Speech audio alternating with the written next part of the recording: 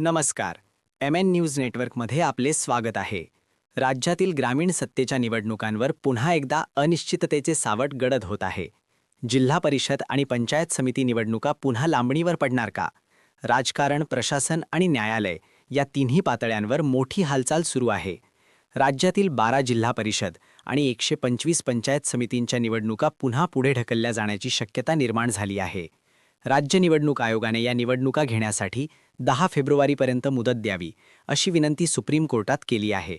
ही विनंती राज्य निवडणूक आयोगाने रमेश वाघ यांच्यामार्फत दाखल करण्यात आलेल्या अर्जातून केली आहे. मात्र सुप्रीम कोर्ट ही मुदतवाढ देणार की नाही, हेच आता निर्णायक ठरणार आहे.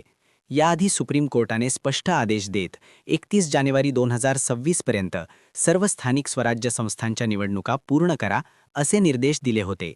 आता त्या पार्श्वभूमीवर निवडणूक आयोगाने पुन्हा मुदतवाढ मागितल्याने न्यायालयाची भूमिका काय असेल, याकडे संपूर्ण राज्याचे लक्ष लागले आहे. उद्याची सुनावणी निर्णायक. या प्रकरणावर उद्या तातडीची सुनावणी होण्याची शक्यता वर्तवली जात आहे.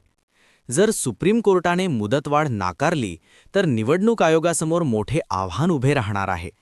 आणि जर मुदतवाढ मिळाली तर ग्रामीण भागातील सत्तास्थापना पुन्हा काही काळासाठी रखडणार, हे निश्चित.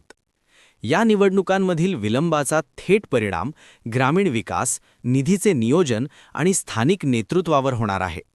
त्यामुळे ही केवळ निवडणूक नाही, तर ग्रामीण महाराष्ट्राच्या भवितव्याशी जोडलेली लढाई ठरत आहे.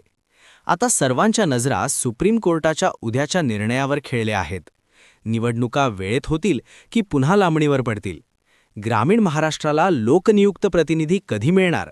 या प्रत्येक प्रश्नाचं उत्तर उद्या सुप्रीम कोर्टाच्या निर्णयातून समोर येणार आहे. नमस्कार.